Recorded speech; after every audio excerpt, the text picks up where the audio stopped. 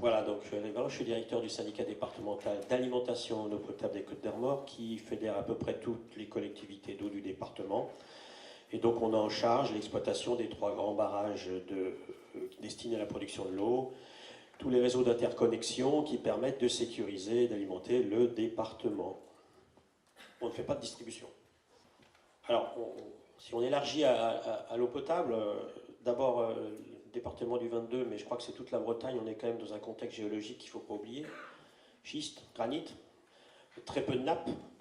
Ça veut dire que la quasi-totalité, allez, 80% de l'eau qui est prélevée pour l'eau potable provient des cours d'eau, dont 55% chez nous dans les grands barrages. Donc vous voyez qu'on ne sait pas faire malheureusement avec les nappes qui existent parce qu'elles sont très faibles, donc ça c'est à bien prendre en compte.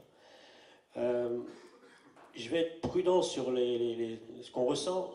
J'ai vu les courbes de Jean Reynald qui nous montrent bien que, eh oui, il y a des grandes variations qui s'étalent parfois sur des dizaines d'années. Ce que je peux dire, par contre, c'est quand on est dans une phase de baisse de la ressource et qu'on constate, nous, des épisodes de plus en plus récurrents sur les automnes qui se prolongent, donc des périodes très sèches. On a même vu arriver des sécheresses d'hiver. Est-ce que tout ça est lié au changement climatique? C'est peut-être pas évident, mais en tout cas, c'est un constat. Alors, comment ça se traduit? Sur les ressources, ça veut dire qu'on doit mobiliser beaucoup plus longtemps nos barrages, donc les utiliser de façon nettement plus importante. Hein, un petit peu, on s'est approché en 2011 de la limite de ce qu'on savait faire. Sur les eaux souterraines, on a constaté que sur les forages publics qui font l'objet d'une attention technique importante, on n'a pas eu énormément d'impact. Par contre, beaucoup de forages privés, qui sont faits peut-être à moindre coût et de façon plus économe, eh bien, ont beaucoup moins bien résisté. Ça veut dire ça qu'il y a un report de la consommation sur le public. Et ça, c'est un vrai problème qui va peut-être surgir de plus en plus. Par contre, en termes de besoins, on n'a pas d'impact aujourd'hui significatif.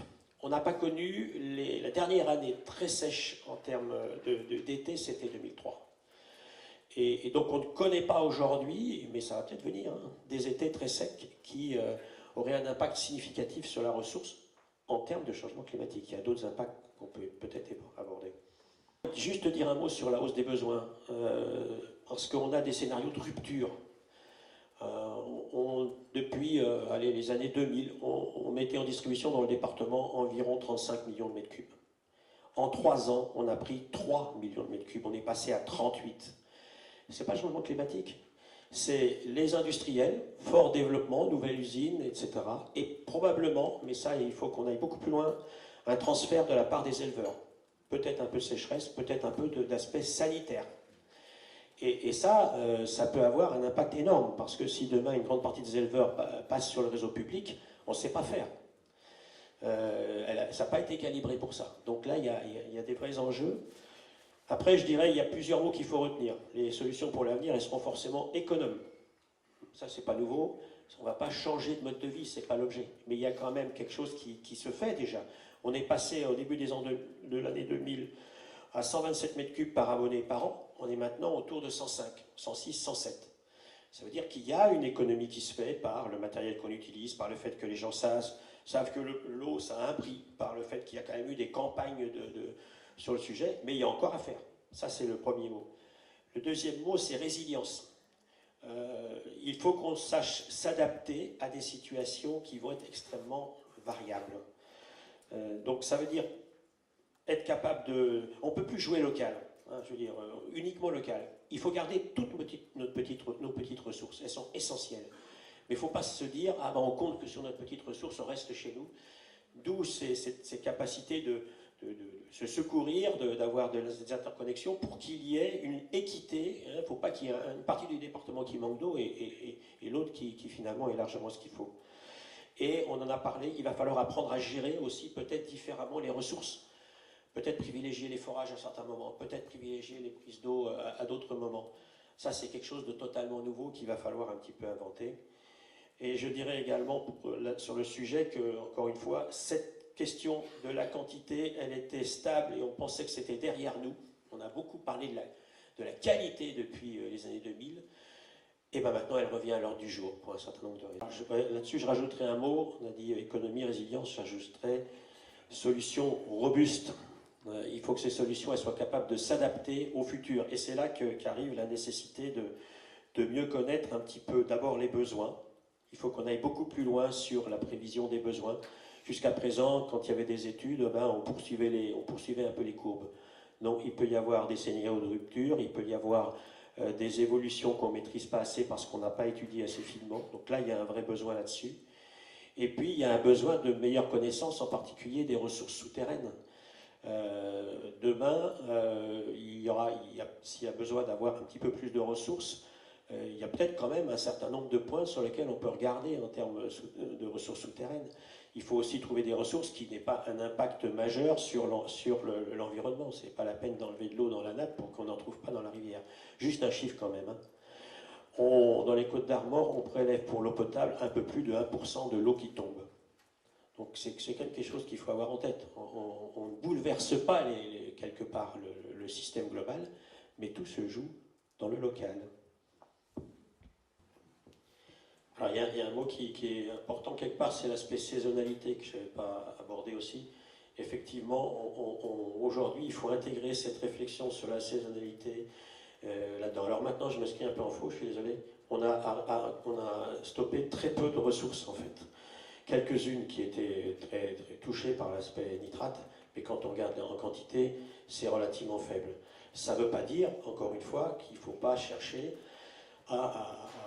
localement, effectivement, si on peut remettre en service d'anciennes ressources, que ce soit en souterrain ou en prise d'eau, pourquoi pas. Hein, on ne peut plus raisonner uniquement avec des grandes ressources, celles-là, on les a, heureusement, parce que sinon on dessalerait de l'eau de mer. Hein. Mais regardons localement, partout où on peut le faire, pour éviter aussi qu'on se reporte sur d'autres ressources, justement, si on reste dans le local. Restons dans les ordres de grandeur. Hein. Ce qui a été arrêté en termes d'ouvrage, c'est très limité en quantité. Hein, c'est pas la solution au problème demain de remettre uniquement 2 ou 3 points d'eau qui en plus, on a arrêté des prises au fil de l'eau qui produisent très peu en automne, ou qui produisent très peu en période où on en a le plus besoin. C'est pour ça que l'aspect ressources souterraines est très intéressant, à condition de la gérer. Je prends l'exemple de grands industriels qui tirent sur leur forage, ils tirent sur leur forage jusqu'à ce qu'ils tombent à sec. Et puis après, ils basculent sur le réseau public. Et il y a peut-être mieux à faire, peut-être justement en conventionnant avec eux, en considérant qu'il faut peut-être garder ces forages pour la période d'automne, quitte à ce qu'ils prennent de l'eau dans le réseau public en hiver, où il n'y a pas de problème de production en fait. Donc il y a cet aspect gestion qui jusqu'à présent n'a pas été pris en compte et qui est très intéressant. C'est ce que je disais au début, il faut arrêter de raisonner local, uniquement local. Il faut aussi penser à une gestion un petit peu plus globale et certainement qu'on peut passer un certain nombre de caps en termes de besoins en ayant cette gestion un peu améliorée. Alors les prévisions qui ont été faites jusqu'aux années 2030 avec une augmentation de la population qui existe, alors dans les Côtes d'Armor peut-être un peu moins sensible, mais c'est encore plus vrai en Ille-et-Vilaine, montrent que c'est un vrai problème. Et encore une fois, on n'est pas vraiment rentré dans ce problème-là parce qu'on n'a pas eu, depuis 2003, d'années extrêmement sèches au mois d'août surtout, parce que c'est là que se concentrent les pointes de consommation.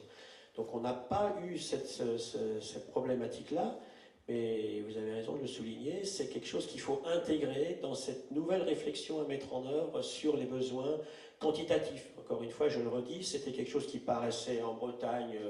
nous, de toute façon, il pleut un peu, donc c'est bon, hein, la consommation n'augmente pas. C'est pas vrai, elle augmente pour un certain nombre d'autres raisons aujourd'hui, et on verra probablement aussi une augmentation liée au changement climatique.